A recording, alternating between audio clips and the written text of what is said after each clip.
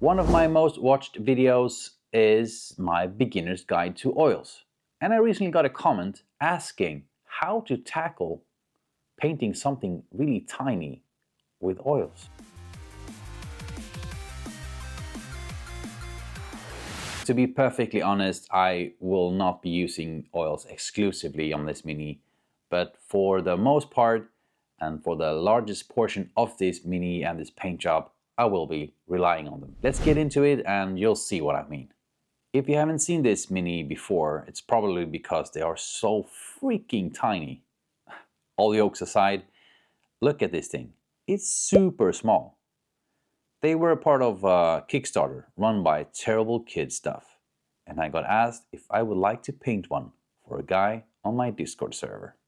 I got my pick of the litter and I choose this one, Ink, the Adventurer. First of all, I saw this as a great way to challenge myself to paint small. Then I thought I'd challenge myself even more by using a lot of oils in the process. Step 1. After priming and highlighting the mini with the airbrush, I start with blocking in the colors with contrast paint. I do this because it will make my life so much easier than starting on this small scale directly with oils. I put out all of the different tones that I might use on the web palette and get on with blocking in all of the surfaces. If you want to know what contrast colors I used in this step, the list is down below in the description. We will not linger too long on this step because, as you know, this is a video about painting with oils. But I thought it would be very important for me to be upfront on how I make it easier for myself to get to the oil process. Step 2. When all the areas is colored in, it's time to start with the pre-glaze. I put foil over a dry palette and create washes using oil paints and mineral spirits. I create an oil wash for each of the shadow colors that I will be using on the mini. Then I follow the color mapping I did with the contrast paint. All the green areas get a dark green oil wash, all the steel gets a blue wash, and all the brown gets a brown. Yeah, I think you get it. It's not super important to be super neat here because we will take most of this away. It's just good to try to place it directly on the surfaces that it's intended for. If it mixes a little bit, that's okay. So no need to be like super neat or anything like here.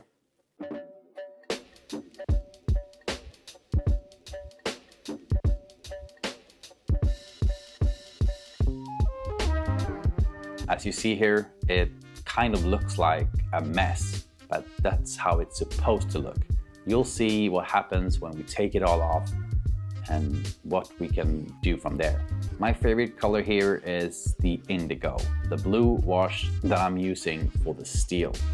It's such a great shadow color and can be used for a variety of stuff instead of a black. It infuses so much more of a shadow feeling, and it is great to work with for steel like NMM, or even if you're working with TMM colors. Step 3. When all the surfaces has been covered up with a wash, I let it sit for approximately 30 minutes. After that, it's time for one of the most satisfying steps of all, the cleaning process. I use sponges, but mostly these makeup thingies, and remove the wash. So things to think about during this step. Try not to use the same cleaning tool for different tones. Be sure to change to a new sponge when cleaning up a new surface. And on that topic, use a lot of sponges and Q-tips. Change more often than you think, or otherwise it will quickly turn into a mess. Go harder with the cleaning on the spots that will be highlighted, removing more on the raised surfaces and leaving some in the dark recesses. Step 4. When the cleaning is done, it's time to go in with oil colors on top. Even if you think you got all the oil wash, you didn't. That's why we call it a pre-glaze. There is still an almost invisible layer of oils on all of the surfaces, and when we put the colors on top, we will be able to feather it out into the underlying layer of oils, making it silky smooth. This step is more or less about mixing tones on the palette and then placing them where you want them on the Mini. By mixing them first on the palette, I can create greater tonal variation in different colors, like you see me doing here with the green, placing an almost minty green on top of the yellow-green contrast with dark forest green oil wash. That's a lot of different kind of greens on one surface.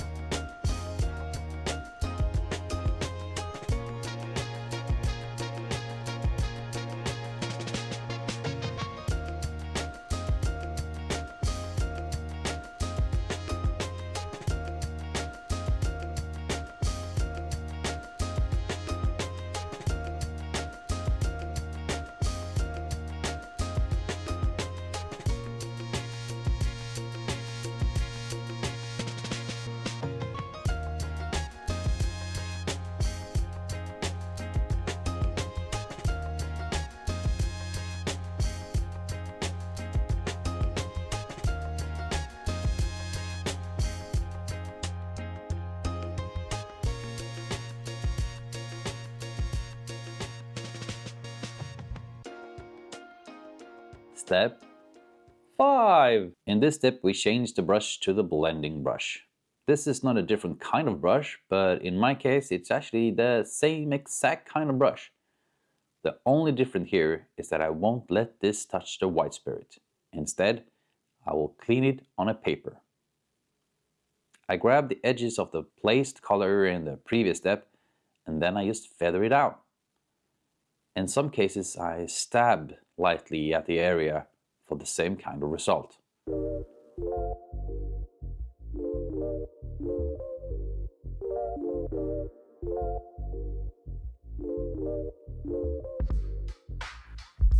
I go back and forth between step 4 and 5. I continue placing colors and then blending them out on the spot, changing brush each time, just making sure that my blending brush never touches the white spirit. Cleaning the blending brush on the paper can look pretty harsh. I'm just making sure to get as much color off there as possible. I think this is a great time to mention that I do have a longer video on this process on my Patreon, where you can follow along in a more regular pace, get a more realistic feel on how the painting process looks. Step 6. For the last step, I change to a brush with a sharper tip and I lightly place small details. I outline details with the darker shadow colors and so forth. Of course, I use a similar brush with a smaller tip to blend this out too.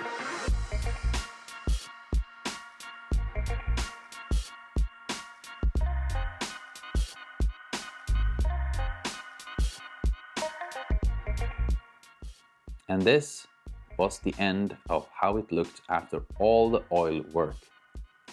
I feel I was able to make smooth transitions, but most importantly, create interest with color variation, quick and easy on a very small surface. So, as I said before, this is in a video on my Patreon, and it did take around about 1 hour to make all of this work, not counting the drying time, of course, like counting the actual handling with a brush. After this, I let it dry for quite some time.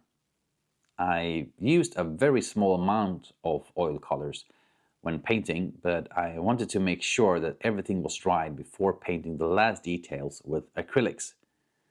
I feel like painting crisp details is a lot easier with acrylics, and together with the quick work that oils make with the earlier stages of the painting process, they work so great in tandem. Before I show you the end result, I should also tell you that besides doing all the highlights in acrylics, I also crafted a Triforce out of some Warhammer bases. I put the Goblin Hero on a plinth and the Triforce beside him just to hammer in the copyright infringement even more. So here we go, my version of Ink, the Adventurer.